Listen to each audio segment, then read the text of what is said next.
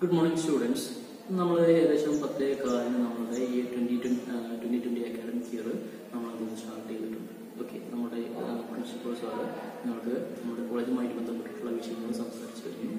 അതുപോലെ തന്നെ നമ്മുടെ മറ്റ് അധ്യാപകർ HOD-മാർ നമുക്ക് എന്ത് ചെയ്തു, നമ്മുടെ കോളേജുമായി ബന്ധപ്പെട്ടിട്ടുള്ള വിഷയങ്ങളെല്ലാം സംസാരിച്ചു കഴിഞ്ഞു. അപ്പോൾ ഇതിൽ ഉൾപ്പെടുത്താത്ത അല്ലെങ്കിൽ നിങ്ങൾക്ക് എന്തൊക്കെയാണ് പഠിക്കാനുള്ളത്, എന്തൊക്കെയാണ് നിങ്ങളുടെ സബ്ജക്റ്റുകൾ, നിങ്ങൾക്ക് പഠിക്കാനുള്ള ഏരിയകൾ എന്തൊക്കെയാണ് എന്നുള്ളതിനെ കുറിച്ചുള്ള ഒരു ഐഡിയ നിങ്ങൾക്ക് വളരെ ചെറിയൊരു ഐഡിയ മാത്രമാണ് നിങ്ങളുടെ അധ്യാപകന്മാർ നിങ്ങൾക്ക് എന്ത് ചെയ്തിട്ടുള്ളത്, നിങ്ങൾക്ക് നൽകിയിട്ടുള്ളത്. പക്ഷെ നമുക്ക് ഡീറ്റെയിൽ ആയിട്ട് കാര്യങ്ങൾ സംസാരിക്കേണ്ടതുണ്ട്.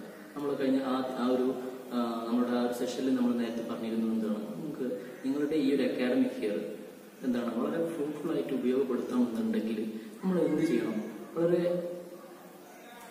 നല്ല രീതിയിൽ, അതല്ലെങ്കിൽ നിങ്ങളുടെ പ്രിസൈസ് ആയിട്ട് തന്നെ നിങ്ങൾ ഈ ഒരു അക്കാഡമിക് ഇയർ നമ്മൾ കാണണം.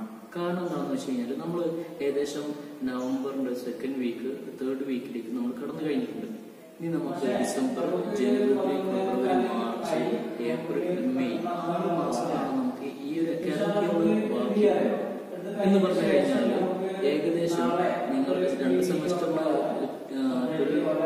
മന്ത്സാണ് നമുക്ക് സാധാരണ ഉണ്ടാവാറുള്ളത്. പക്ഷെ ഈ തവണ നിങ്ങൾക്ക് 6 മാസം കൊണ്ട് നിങ്ങൾക്ക് എന്ത് ചെയ്യണം, നിങ്ങളുടെ ഫസ്റ്റ് അക്കാഡമിക് ഇയർ നിങ്ങൾക്ക് കംപ്ലീറ്റ് ചെയ്യേണ്ടതായിട്ടുണ്ട്. എന്ന് പറഞ്ഞു കഴിഞ്ഞാൽ നമ്മൾ കൃത്യമായിട്ട് വളരെ പ്ലാനിങ്ങോട് കൂടിയിട്ട് പ്രവർത്തിച്ചു കഴിഞ്ഞാൽ മാത്രമാണ് നമുക്ക് എന്ത് ചെയ്യാൻ പറ്റുക, ഈ വർഷത്തെ അക്കാഡമിക് ഇയർ നമുക്ക് വളരെ ഫ്രൂട്ട്ഫുൾ ആയിട്ട് ഉപയോഗപ്പെടുത്താൻ വേണ്ടി പറ്റും. നമ്മളെ സംബന്ധിച്ചിടത്തോളം നമ്മുടെ ICME ആർട്സ് ആൻഡ് സയൻസ് കോളേജിനെ സംബന്ധിച്ചിടത്തോളം നിങ്ങൾക്ക് വേണ്ടിയിട്ട് വളരെ നല്ല ഒരു പ്രിസൈസ് ആയിട്ടുള്ള ഒരു അക്കാഡമിക് ഇയർ പ്ലാൻ ചെയ്തിട്ടുണ്ട്. അത് വർക്ക് ചെയ്യുക അല്ലെങ്കിൽ അത് നിങ്ങൾക്ക് വേണ്ടിയിട്ട് നൽകുക എന്നുള്ളത് ഞങ്ങൾ ചെയ്തു തുടങ്ങിയിട്ടുണ്ട്. ഇനി അത് നല്ല രീതിയിൽ ഏറ്റവും ഉപയോഗപ്പെടുത്താൻ പറ്റുന്ന രീതിയിൽ വളരെ ക്ലിയർ ആയിട്ട് നിങ്ങൾ മനസ്സിലാക്കിയിട്ട് അത് നിങ്ങളുടെ ആൻസർ ഷീറ്റുകളിലും നിങ്ങളുടെ ജീവിതത്തിലും അത് വളരെ ബ്യൂട്ടിഫുൾ ആയിട്ട് ഉപയോഗപ്പെടുത്തി കഴിഞ്ഞാൽ നമുക്ക് വളരെ നല്ലൊരു അക്കാഡമിക് ഇയറാക്കി നമ്മുടെ ഈ 2020 നമുക്ക് മാറ്റിയെടുക്കാൻ വേണ്ടി പറ്റും. അതുകൊണ്ട് ആ ഒരു രീതിയിലുള്ള അപ്രോച്ച് ആയിരിക്കണം സ്റ്റുഡൻസ് എന്നുള്ള രീതിയിൽ നിങ്ങളുടെ അടുത്തുനിന്നും വളരെ പോസിറ്റീവായിട്ടുള്ള നല്ലൊരു അപ്രോച്ച് ആയിരിക്കും നിങ്ങളുടെ ഉണ്ടായിരിക്കുന്നത്.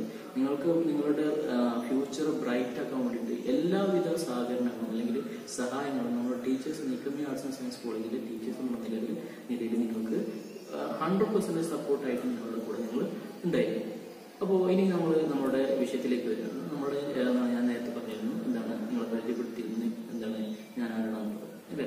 അതായത് നമ്മുടെ ഇംഗ്ലീഷ് ഡിപ്പാർട്ട്മെന്റ് HOD-ആണ്, ഷമീലാണ് പേര്. അപ്പോൾ നമ്മൾ എന്തുകൊണ്ടാണ് നമുക്ക് എല്ലായിട്ടും നിങ്ങൾ ചെറിയ ക്ലാസ്സുകൾ 10ാം ക്ലാസ് വരെയും അതേപോലെ +2 കഴിഞ്ഞ് ഇപ്പോൾ ഡിഗ്രി വരുമ്പോൾ നിങ്ങൾക്ക് എല്ലാ സമയങ്ങളും നിങ്ങൾക്ക് പഠിക്കാൻ വേണ്ടിയിട്ട് ഇംഗ്ലീഷ് ഒരു പേപ്പറായിട്ട് എല്ലായ്പ്പോഴും ഉണ്ട്. എന്തായിരിക്കാം നിങ്ങൾ പ്രധാന കാരണം? ആ ഒരു ചോദ്യത്തിന് ഉത്തരം കണ്ടെത്തുമ്പോഴാണ് നമ്മൾ എന്തുകൊണ്ട് ഈ അക്കാഡമിക് ഇയറിലും അതായത് നിങ്ങൾ ഡിഗ്രി എത്തുന്ന സമയത്തും നിങ്ങൾക്ക് പഠിക്കാൻ ഇംഗ്ലീഷ് എന്തുകൊണ്ട് എന്നുള്ള ചോദിക്കുമ്പോഴാണ് നിങ്ങൾ ഈ ഒരു പഠനത്തിനുമായിട്ട് മുന്നോട്ട് പോകാൻ വേണ്ടിയിട്ടുള്ള സമയത്ത് നിങ്ങൾക്ക് അതിന് കൃത്യമായിട്ടൊരു ഉത്തരം കണ്ടെത്താൻ പറ്റും.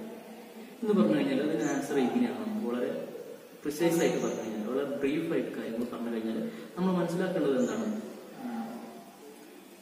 നിങ്ങളുടെ ഒരു പ്രൊഫഷൻ, അതുപോലെ തന്നെ നിങ്ങളുടെ ബിസിനസ്, അതുപോലെ തന്നെ നിങ്ങൾക്ക് നിങ്ങളുടെ ആശയങ്ങൾ പങ്കുവെക്കാൻ ഒരു മലയാളം മീഡിയം മദർ ടങ് മലയാളമായിട്ടുള്ള ആളുകൾക്ക് അത് കേരളത്തിനകത്ത് മാത്രമാണ് നമുക്ക് വളരെ ഇഫക്റ്റീവായിട്ട് നമുക്ക് ഉപയോഗപ്പെടുത്താൻ പറ്റും.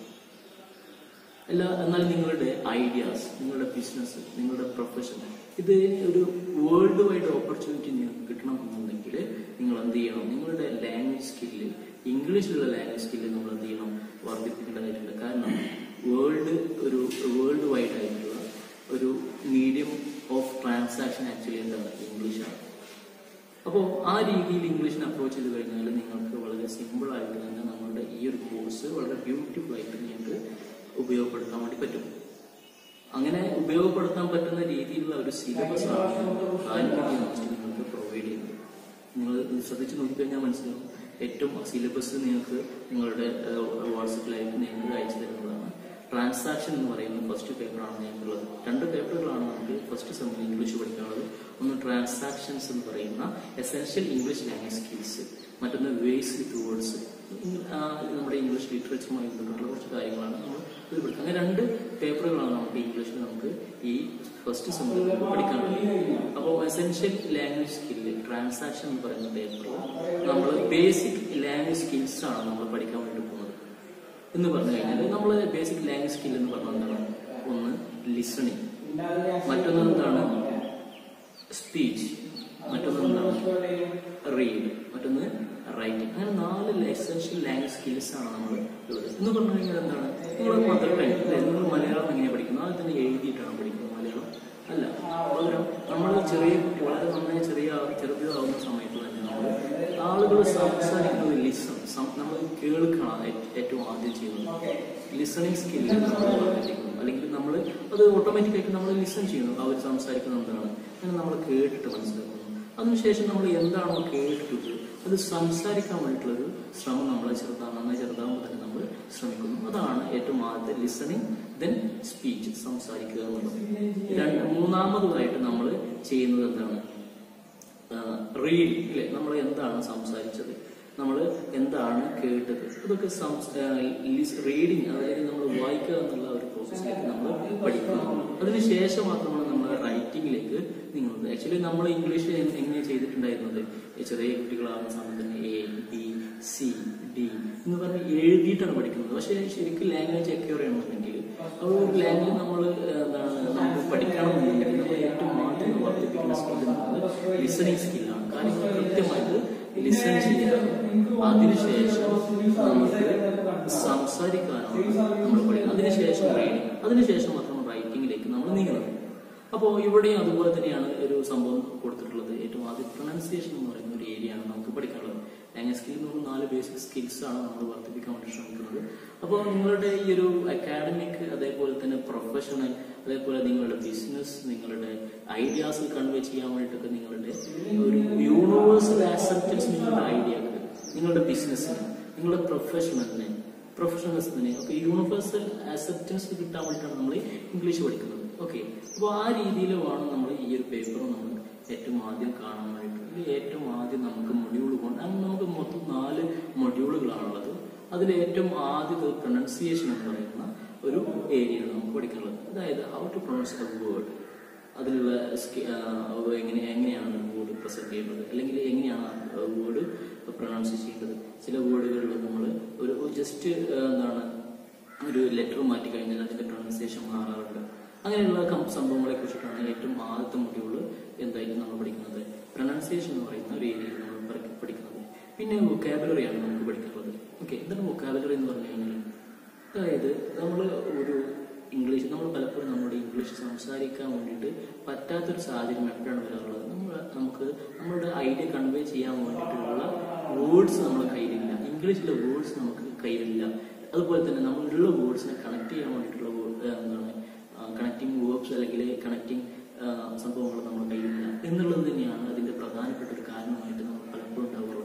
അപ്പോൾ അങ്ങനെയുള്ള ഒരു ഡിഫക്റ്റ് ക്ലിയർ ചെയ്യുക എന്നുള്ളത് തന്നെയാണ്. അല്ലെങ്കിൽ അതിനെ നമുക്ക് ഒരു പോസിറ്റീവ് രീതിയിലേക്ക് മാറ്റാൻ വേണ്ടിയിട്ടാണ് നമുക്ക് യൂണിവേഴ്സിറ്റി നമുക്ക് വൊക്കാബുലറി എന്നുള്ള ഒരു സെഷൻ നമുക്ക് ഈ എസെൻഷ്യൽ ലാംഗ്വേജ് സ്കിൽസിൽ ട്രാൻസാക്ഷൻ എന്ന് പറയുന്നത് ഉൾപ്പെടുത്തിയിട്ടുള്ളത്. അതിനുശേഷം ഗ്രാമർ, അതായത് നമ്മൾ ലാംഗ്വേജ് ആക്ച്വലി എന്താണ് ഇതിന് വേണ്ടിയിട്ട് ആ കാര്യങ്ങൾ കൺവേ ചെയ്യാൻ വേണ്ടിയിട്ടാണെങ്കിൽ പോലും അതിലൊരുപാട് പ്രത്യേകതകൾ അല്ലെങ്കിൽ കൃത്യമായിട്ട് ഒരു സെറ്റ് ഓഫ് റൂൾസ് എന്തിനുണ്ടാവും, ഏത് ലാംഗ്വേജിലാണെങ്കിലും ഉണ്ടാവും. ഓക്കെ, അപ്പോൾ ആ ഒരു ലാംഗ്വേജിന്റെ റൂൾസ് എന്തൊക്കെയാണ്, ആ റൂൾസ് വെച്ചിട്ട് നമുക്ക് എങ്ങനെയൊക്കെ ഒരു ലെറ്റർ എഴുതാം, എങ്ങനെയാണ് നമുക്ക് അല്ലെങ്കിൽ ഒരു വേർഡ്സ് അല്ലെങ്കിൽ നമ്മളൊരു സെന്റൻസ് എങ്ങനെയൊക്കെ എഴുതാം എന്നുള്ളതിനെ കുറിച്ചിട്ടാണ് ഗ്രാമറിൽ നമ്മൾ സംസാരിക്കുന്നത്. അതിനുശേഷം സ്പീക്കിംഗ് സ്കിൽസ് പറയുന്നുണ്ട്.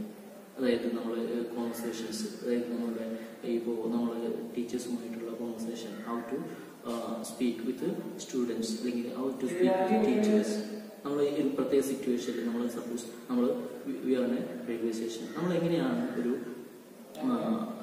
TTRമായിട്ട് സംസാരിക്കുക, അല്ലെങ്കിൽ നമ്മൾ നമ്മുടെ ഒരു റെയിൽവേ സ്റ്റേഷനിൽ പോയിട്ട് അല്ലെങ്കിൽ ഏതെങ്കിലും ഒരു സ്ഥലത്ത് പോയിട്ട് നമ്മൾ എങ്ങനെയാണ് നമ്മൾ ആ ഒരു സ്ഥലത്തേക്ക് വഴി ചോദിക്കുക, അവിടെയുള്ള ആളുകളോട് ചോദിക്കുക. കോൺവെർസേഷൻ സ്പീക്കിംഗ് സ്കിൽസ് ആണ് നമ്മൾ സംസാരിക്കുന്നത്. അതിന് വേണ്ടിയിട്ടുള്ള കുറച്ച് സിറ്റുവേഷൻസ് നമുക്ക് തരുന്നുണ്ട്. ആ സിറ്റുവേഷനിൽ നമുക്ക് എന്തൊക്കെ സംസാരിക്കാൻ വേണ്ടിയിട്ട് പറ്റും എന്നുള്ളതിനെ കുറിച്ചിട്ടാണ് അവിടെ സംസാരിക്കുന്നത്. അതിനുശേഷം നമുക്ക് റീഡിങ് സ്കിൽസ്, ഒരു പാരഗ്രാഫ് വായിച്ചത്, അതേപോലെ തന്നെ നമുക്ക് ഒരു പെട്ടെന്ന് നമുക്ക് ഒരു ആർട്ടിക്കിൾ തരുന്നു. ആ ആർട്ടിക്കിൾ നമുക്ക് എങ്ങനെ, ചിലപ്പോൾ നമ്മൾ ഒരു ആർട്ടിക്കിൾ എല്ലാ വേർഡ്സും നമുക്ക് ചിലപ്പോൾ എന്തായിക്കൊന്നില്ല, കൃത്യമായിട്ടുള്ള അതിന്റെ മീനിങ്സ് അറിഞ്ഞുകൊള്ളുന്നില്ല. പക്ഷെ എങ്ങനെ നമുക്ക് അതിനെ നമ്മുടെ ഒരു ഡൈജസ്റ്റ് ചെയ്യാൻ പറ്റുന്ന രീതിയിലേക്ക് ആ ഒരു സംഭവത്തിനെ മാറ്റാൻ പറ്റും എന്നുള്ളതിനെ കുറിച്ച് പറയുന്നതാണ് റീഡിങ് സ്കിൽ. അങ്ങനെ നമുക്ക് മൊത്തം 5 മൊഡ്യൂളുകളാണുള്ളത്. ഈ 5 മൊഡ്യൂളുകൾ നമ്മൾ കൃത്യമായിട്ട് പഠിക്കുന്നതോടുകൂടിയിട്ട് നമുക്ക് ഒരു അത്യാവശ്യം നല്ല രീതിയിൽ ഒരു എന്താ പറയുക നമ്മുടെ ലാംഗ്വേജ് സ്കില്ല് നമുക്ക് വർദ്ധിപ്പിക്കാൻ പറ്റും എന്നുള്ളത് തന്നെയാണ് ഈ ഒരു പേപ്പറിലെ ഒരു പ്രത്യേകതയായിട്ട് പറയുന്നത്. ഓക്കെ, അപ്പോൾ വളരെ ശ്രദ്ധിച്ച് കാര്യങ്ങൾ ടീച്ചേഴ്സ് പറയുന്നത് പോലെ കൃത്യമായിട്ട് ചെയ്ത് പ്രസന്റ് ഏറ്റവും നല്ലൊരു അക്കാഡമിക് ഇവിടെ പ്രൊവൈഡ് ചെയ്യുന്നത്. നിങ്ങൾക്ക് നമ്മൾ നൽകുന്നത് അതുപോലെ കാര്യങ്ങൾ കൃത്യമായിട്ട് ചെയ്തു കഴിഞ്ഞാൽ അതിന്റെ ഒരു എന്താ പറയുക, അതിന്റെ ഒരു റിസൾട്ട് നമുക്ക് നമ്മുടെ എക്സാമിനാണെങ്കിലും നമ്മുടെ ജീവിതത്തിലാണെങ്കിലും നമുക്ക് കാണാൻ വേണ്ടി പറ്റും എന്നുള്ളത് മനസ്സിലാക്കിക്കൊണ്ട് നമ്മുടെ ഈ ഒരു നമ്മുടെ ഈ ഒരു പേപ്പർ വളരെ നന്നായിട്ട് പ്രിപ്പയർ ചെയ്യുക എന്നുള്ളത് തന്നെയാണ് നമുക്ക് ചെയ്യേണ്ടത്. ഞാൻ നേരത്തെ പറഞ്ഞ വളരെ ചുരുങ്ങിയ സമയം മാത്രമാണ് ഈ ഒരു അക്കാഡമിക് 6 മാസത്തോളമാണ് നമുക്ക് മാക്സിമം ലഭിക്കാൻ വേണ്ടിയിട്ടുള്ളത്. നമുക്ക് 12 മാസം കിട്ടുന്ന സംഭവം 12 മാസം കിട്ടുന്ന സംഭവം നമുക്ക് ജസ്റ്റ് 6 മാസമാണ് നമുക്ക് നമ്മുടെ മുന്നിലുള്ളത്.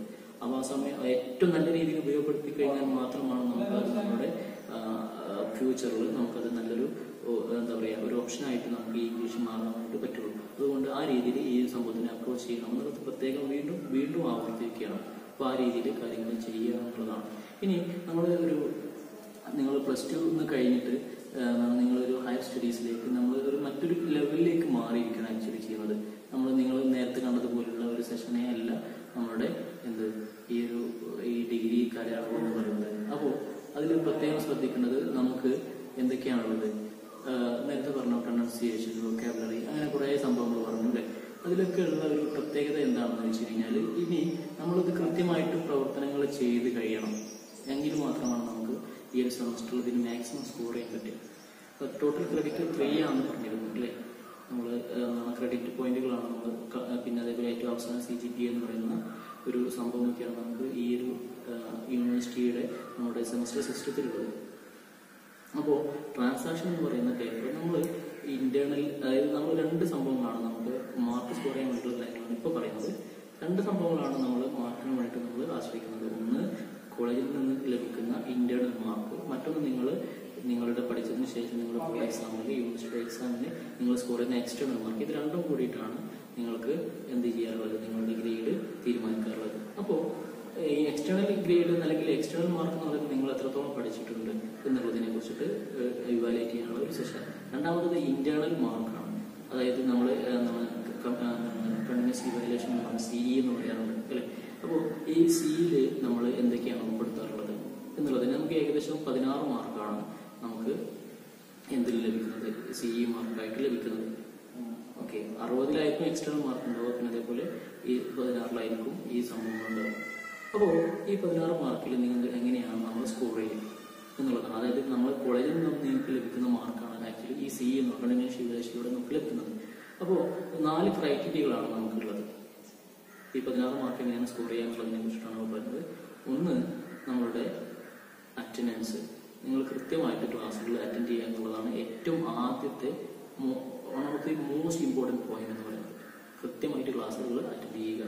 നിങ്ങൾ ഒരു സ്ഥിരമായിട്ട് ക്ലാസ് അറ്റൻഡ് ചെയ്ത് കഴിഞ്ഞാൽ തന്നെ നിങ്ങൾക്ക് ഒരു ഭാഗം ക്ലിയർ ചെയ്യാൻ പറ്റും.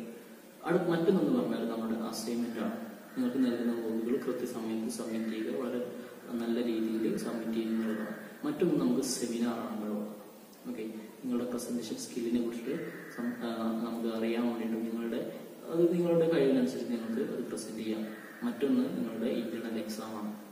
നമ്മൾ ഇതുവരെയുള്ള സംഭവങ്ങൾ എങ്ങനെയാണ് നിങ്ങൾ പഠിച്ചത് ശരിയായിട്ടുണ്ടോ, നമുക്ക് ഒരു വർഷത്തിൽ ഒരു സെമ്മിൽ ഒരു ഇന്റേണൽ എക്സാം ഉണ്ടാവും. ആ ഇന്റേണൽ എക്സാമിൽ നിങ്ങൾ എത്രത്തോളം സ്കോർ ചെയ്തിട്ടുണ്ട് എന്നുള്ളതിനെ കുറിച്ചിട്ടാണ് അവിടെ നോക്കുന്നത്. അപ്പോൾ ഇതിൽ നിർബന്ധമായിട്ട് നിങ്ങൾക്ക് സ്കോർ ചെയ്യാൻ പറ്റുന്ന, ജസ്റ്റ് ക്ലാസ്സിൽ വന്ന് ഇരുന്ന് കഴിഞ്ഞാൽ അല്ലെങ്കിൽ നമ്മൾ നടക്കുന്ന ക്ലാസ്സുകൾ നിങ്ങൾ പ്രസന്റ് ചെയ്ത് അല്ലെങ്കിൽ നിങ്ങളവിടെ പ്രസന്റ് ആയി കഴിഞ്ഞാൽ നിങ്ങൾക്ക് ലഭിക്കുന്ന ഒന്നാണ് അറ്റൻഡൻസ്. അതൊരിക്കലും നിങ്ങൾ കളയരുത് എന്നുള്ളതാണ് ഏറ്റവും ആദ്യം പറയാനുള്ളത്. കാരണം ചിലപ്പോൾ നമ്മുടെ എക്സാം ഇന്റർണൽ എക്സാമിന് അതേപോലെ എക്സ്റ്റേണൽ എക്സാമിനൊക്കെ എല്ലാ ആളുകൾക്കും ഒരുപോലെ സ്കോർ ചെയ്യാൻ പറ്റണമെന്നില്ല. ഓരോ ആളുകളുടെയും കഴിവ് പല രീതിയിലായിരിക്കും. പക്ഷെ എല്ലാവർക്കും സ്കോർ ചെയ്യാൻ പറ്റുന്ന ഒരു സംഭവമാണ് നമ്മുടെ അറ്റൻഡൻസ് എന്ന് പറയുന്നത്. അപ്പോൾ അതിന്റെ കൃത്യമായിട്ട് ഉപയോഗപ്പെടുത്താനായിട്ട് ശ്രമിക്കുക. അതേപോലെ തന്നെ മറ്റൊന്ന് അസൈൻമെന്റ് ആണ്. നിങ്ങൾ കൃത്യസമയത്ത് നിങ്ങൾ നൽകുന്ന അസൈൻമെന്റുകൾ നിങ്ങൾ സബ്മിറ്റ് ചെയ്ത് കഴിഞ്ഞാൽ നിങ്ങൾ ഏറ്റവും മാക്സിമം മാർക്ക് നിങ്ങൾക്ക് നൽകാനുള്ള അത് വൃത്തിക്ക് അതേപോലെ തന്നെ പറഞ്ഞതുപോലെ ചെയ്ത് കഴിഞ്ഞാൽ ഏറ്റവും മാക്സിമം നല്ല മാർക്ക് തന്നെ നിങ്ങൾക്ക് എന്ത് ചെയ്യാൻ പറ്റും, വാങ്ങാൻ പറ്റും. അപ്പോൾ അതുപോലെ തന്നെ സെമിനാർ നിങ്ങളുടെ പ്രസന്റേഷൻ സ്കില്ലിനനുസരിച്ച്. അപ്പൊ ഈ മൂന്നെണ്ണം നിങ്ങൾക്ക് വളരെ സിമ്പിൾ ആയിട്ട് തന്നെ സ്കോർ ചെയ്യാൻ പറ്റും. പിന്നെ ഈ ഇന്റർണൽ എക്സാമുകളാണ്. ഇന്റർണൽ എക്സാം നിങ്ങളുടെ കഴിവിനനുസരിച്ച് പലതും വൈകി ചെയ്യാൻ സാധ്യതയുണ്ട്. അപ്പോൾ നിർബന്ധമായിട്ട് നിങ്ങൾക്ക് സ്കോർ ചെയ്യാൻ പറ്റുന്ന 3 സെഷനുകളുണ്ട്. ഒന്ന് അറ്റൻഡൻസ്, മറ്റൊന്ന് അസൈൻമെന്റ്, മറ്റൊന്ന് സെമിനാർ. അങ്ങനെ ഈ മൂന്നെണ്ണം നിങ്ങൾക്ക് സ്കോർ ചെയ്യാൻ പറ്റി കഴിഞ്ഞാൽ തന്നെ പിന്നെ ഇന്റർണൽ കൂടെ കൂട്ടി കഴിഞ്ഞാൽ നമുക്ക് ഏകദേശം 60 above 10 below 60 എന്നുള്ള ലെവലിൽ ആ ഒരു റേഞ്ചിൽ നമുക്ക് മാർക്ക് സ്കോർ ചെയ്യാൻ പറ്റും. അങ്ങനെ സ്കോർ ചെയ്ത് കഴിഞ്ഞാൽ എന്ത് ചെയ്യാൻ പറ്റും, നമുക്ക് നമ്മളൊരു 25% നമ്മൾ എന്തായി നമ്മളുടെ സബ്ജക്റ്റിൽ നമ്മൾ പാസ്സാവുന്ന ലെവലിലേക്ക് എത്തി. ബാക്കി നിങ്ങളുടെ എക്സ്റ്റേണൽ എക്സാമിൽ നിങ്ങൾ നന്നായിട്ട് പെർഫോം ചെയ്ത് കഴിഞ്ഞാൽ നല്ലൊരു പെർസെൻറ്റേജ് കൂടി നിങ്ങൾക്ക് നിങ്ങളുടെ ഫസ്റ്റ് സെം എന്ത് ചെയ്യാൻ പറ്റും, പാസ്സാവാൻ പറ്റും. അപ്പോൾ അത് നന്നായിട്ട് ഇന്റർനെറ്റുമായിട്ട് ബന്ധപ്പെട്ടുള്ള കാര്യങ്ങൾ. ഓക്കെ, അപ്പോൾ അത് വളരെയധികം ശ്രദ്ധിക്കുക എന്നുള്ളത് തന്നെയാണ് ഏറ്റവും ആദ്യം പറയാനുള്ളത്. അപ്പോൾ ഇത്രയും കാര്യങ്ങളൊക്കെയാണ് നമ്മളെ സിലബസുമായി ബന്ധപ്പെട്ടുള്ള കാര്യങ്ങൾ പറയാനുള്ളത്. ഒന്ന്, നമുക്ക് 5 മൊഡ്യൂളുകളാണുള്ളത്. അതിൽ ഒന്ന് ട്രാൻസാക്ഷൻ എന്ന് പറയുന്ന പേപ്പറിൽ 5 മൊഡ്യൂളുകളാണുള്ളത്. ഒന്ന് പ്രൊനൗൺസിയേഷൻ, രണ്ടാമത് വൊക്കാബുലറി, 3 ഗ്രാമർ, 4 റീഡിംഗ് സ്കിൽ, അതേപോലെ തന്നെ മറ്റൊന്ന് സ്പീക്കിംഗ് സ്കിൽ. അങ്ങനെ 5 മൊഡ്യൂളുകളാണ്. അത് വളരെ ബ്യൂട്ടിഫുൾ ആയിട്ട് നമുക്ക് നിങ്ങളുടെ ഇതിൽ പ്രസന്റ് ചെയ്യാൻ പറ്റും. നിങ്ങൾ നല്ല രീതിയിൽ തന്നെ അത് ഉപയോഗപ്പെടുത്തി കഴിഞ്ഞാൽ നമുക്ക് ഏറ്റവും നല്ല മാർക്കോടുകൂടി സ്കോർ ചെയ്യാൻ നമുക്ക് ഈ ഒരു സംഭവം പാസ്സാവാൻ വേണ്ടി പറ്റും എന്നുള്ളത് പറഞ്ഞുകൊണ്ട് നമ്മൾ ഈ ഒരു സെഷൻ അവസാനിക്കും.